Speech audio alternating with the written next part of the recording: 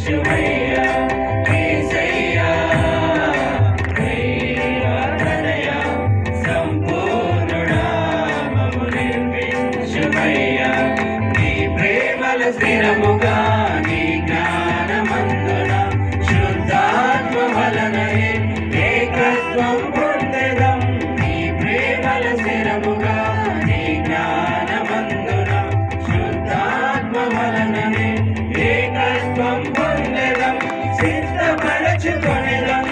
సహవాసమును